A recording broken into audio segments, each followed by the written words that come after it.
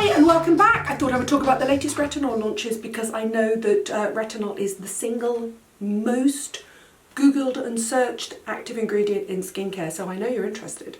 Also, so many new brands are launching this year that I thought I'd talk about what's different about each product that's being launched, what brands are launching, and what type of skin they're going to suit, and if they're going to suit a hardened retinol fan or a first-time retinol beginner.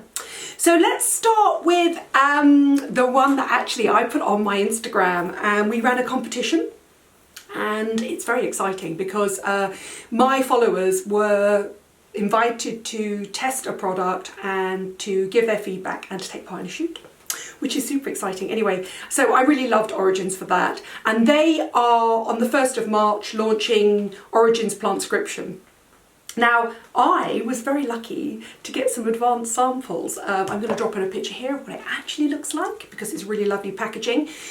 It is it's a retinol, and it was very interesting when I met Liz Starr, who is the head of R&D at Origins, and she said it's not so much about the concentration, it's about the combination, which I thought was really interesting because they have combined retinol, and it is retinol, with an ingredient that they've used quite a lot in Origins products that tightens the fibrillin in the skin. And so retinol works on the collagen of the skin, which gives it the plumpness and the bounce, and the fibrillin is what sort of tightens your skin and pushes it back. So they have combined anagasis with retinol, so that's a tree bark extract for the fibrillin with the retinol. And basically they advise people that they could, even first-time users, use it every single night. It's a beautiful, rich hydrating cream, which I really like, and it comes in, and I'm going to show you the original packaging, the tester packaging that they gave me, because when you see it when it's not tinted like that, you appreciate how interesting it is, how it's almost like a toothpaste packaging. And the reason is because it is light, tight, airtight. And then what they do is obviously they make it look beautiful and they label it up with all the Origins details and the classic Origins green Plantscription colour. But actually underneath it looks like that, and that means that light cannot get through it because they need the retinol to stay completely active. Anyway, I've had lots of feedback from you. I tested it at the same time as you. I didn't have any redness at all. However, some of you who were first-time users did get a little bit of redness, in which case Origins say, you know, use it every other night. And I say with all retinols, build up slowly. This is a powerful ingredient. This will help tackle spots. It will help boost collagen production, so you'll get a softening of fine lines. The clarity of your skin will look better, so your pigmentation and your sun damage will calm down. This is the thing about retinol. It is powerful. Even at relatively low concentrations, it's a powerful ingredient. It's not to be taken lightly. It really isn't. It's a vitamin A derivative, so it's completely natural. Please, by the way, don't fall for the vegan, plant-based retinol. That doesn't make sense. All retinol is man-made, and companies saying that their retinol is vegan or vegetarian or is plant-based is a little bit like saying fat-free broccoli. All broccoli is fat-free. All retinol is absolutely vegan and vegetarian. Not necessarily the formulations they're in, but the active ingredient itself is always vegan or vegetarian because it's made in a lab.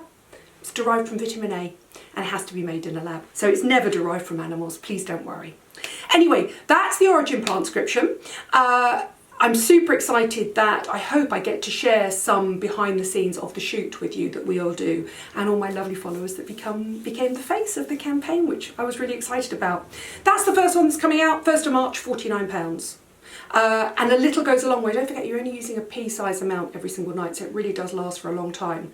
Now, talking of plant-based retinols, I'm sure you've heard of an ingredient called Bakuchiol. Bakuchiol is a plant ingredient, and it's the new pretender to the retinol throne. However, I want to talk about it here and I want to drop it into the conversation. This is a perfect case in point. This is Indeed Labs Bakuchiol Reface pads, which is a resurfacing pad that's got added Bakuchiol in it. Early clinical trials, early tests suggest that Bakuchiol could become a more gentle alternative to retinol.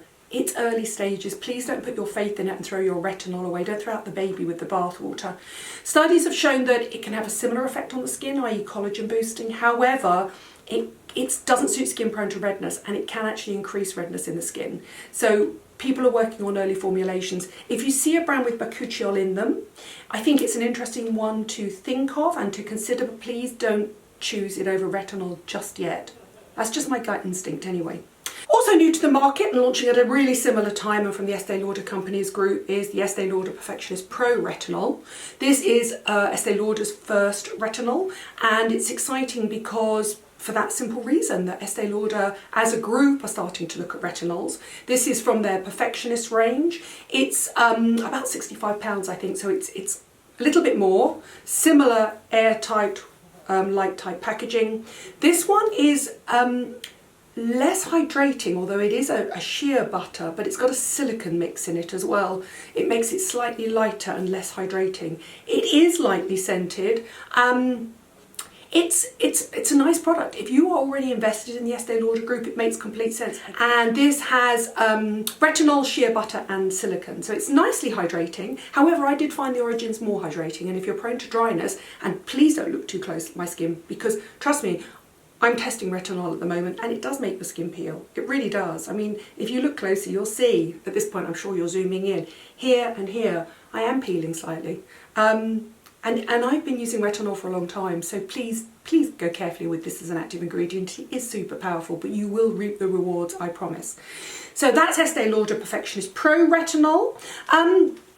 Also, Darphin are a really interesting one. Again, a little bit like Origins in the sense that they're very plant-based, almost quite sort of esoteric in their theories about skincare, that skincare should be holistic, that it should be about as many natural ingredients as possible, and obviously retinol is man-made, although it's derived from vitamin A.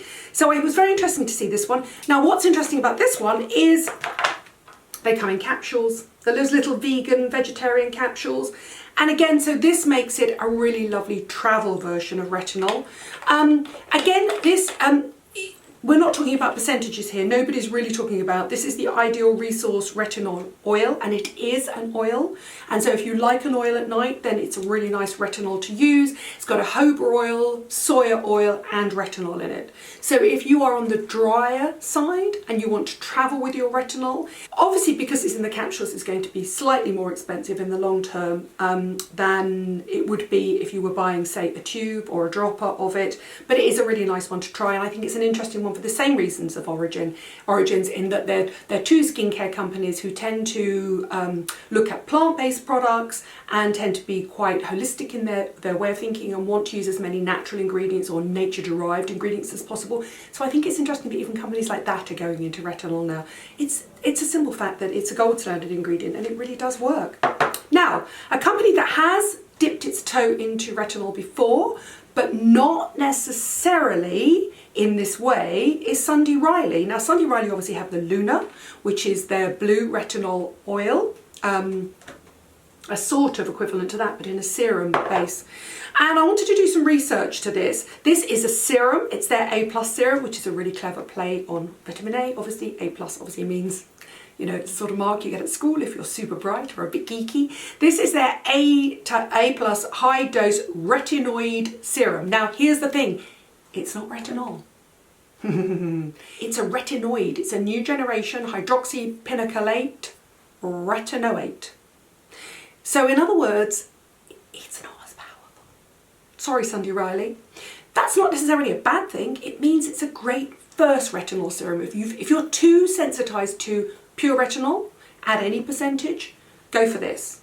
We're not talking about percentages again here, they don't talk about percentages. It's silicone and glycerin based, so it's lovely and velvety, it's quite nicely hydrating. It's a lovely serum to use, but for me, like the Lunar Oil, it's probably a first time gently tip your toe into the water of retinol. My argument will always be, if you're going to invest in retinol, why not actually use the active ingredient clinically proven to work, which is retinol? And that you will find in the Origins Plantscription and in the Estee Lauder Perfectionist Pro and in the Darphin capsules. However, if you want to go the plant-based way, look for Bakuchiol, but avoid if you're prone to redness. It's less drying and less irritating, but early clinical studies have shown that it does tend to make your skin go red slightly. So be careful with that. And choose Sunday Riley if you want a first time serum with a retinoid, not a retinol. It's very interesting. If you look at inky ingredients, the ingredients on the bag, it has to say retinol if it's a retinol. If it says retinoid or new generation retinoid, it tends to be a weaker version. It tends to be a retinoate. It tends to be something that's been slightly chemically altered so that you have a slower delivery into the skin. Not a bad thing, it just means it's better for first timers or if you are super, super sensitive. My other piece of advice is if you are super sensitive, always go for an unscented one, because obviously the combination of a scent and a retinol, you don't want to risk any irritation at all. Now, here's my advice on all of these. Please go slow, please go steady. Slow and steady wins the race. Don't think more is better. You really only need a pea size amount. A sort of broad bean size amount at the most, and you can take it over your face, down your chest. Questions I'm always asked about retinol. Should it go on your skin first? In my opinion, it should go on your skin first. So cleanse your skin, clean your teeth, sort of, get ready for bed, keep it by the side of the bed, and then when your skin is completely dry, you put it on. If your skin is on the dry side or is prone to peeling, you can obviously add your moisturiser afterwards, bearing in mind whatever you layer on top is very slightly going to dilute the action of the retinol. Should you use retinol and vitamin C together? I say no. Unless you're super tough, I would use them on alternate nights. Should you use retinol and acids together? Again, my advice is always take it slowly. Probably not. I would, if you want to, use a retinol one night and an acid the next night.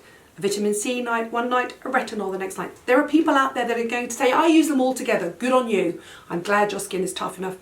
Generally, even somebody like me, I tend to stagger those treatments. They're all super powerful treatments. And if you do irritate your skin, the chances are you're going to throw what I call the baby out with the bathwater. So you're not going to know if it's the retinol or the acid or the vitamin C. It could be the combination. And then you're going to throw them out, not use them again, go back to your old night cream, and then you're going to miss out on all those wonderful actives. So my advice is use them on alternate nights, or do a patch test, and if you're okay, slowly build up to it. Maybe leave 5 or 10 minutes between your retinol and your vitamin C, or your acid and your retinol. But for me, retinol always works best on super clean, freshly cleansed skin. Wait 5 minutes for it to completely dry, apply it, and then I think with a lot of these, they are hydrating enough to use on their own, and they just become the perfect night cream. One final bit of advice: when you start peeling with the retinol, and no doubt you will, you'll need an SPF as soon as the sun starts to shine. A perfect example would be the Origins. They have a really lovely Plantscription SPF 25. That would be a perfect thing to use. You can obviously get it in your makeup if you're not going to sit out in the sun. I use the It Cosmetics CC Cream SPF 50. It's a physical block. You've just got to remember, if you're using the retinol down here, please protect down here as well. I hope that's answered some of your most obvious retinol questions, certainly the ones that I get asked more than most, and also a quick review of what's new and exciting on the retinol market. Thank you for watching, thank you for subscribing. I'll put all the details down below, and I promise as soon as I get some of those behind the scenes pictures from the Origins shoot with my lovely followers, I shall share them as well, because it was just a really exciting thing to offer to you all.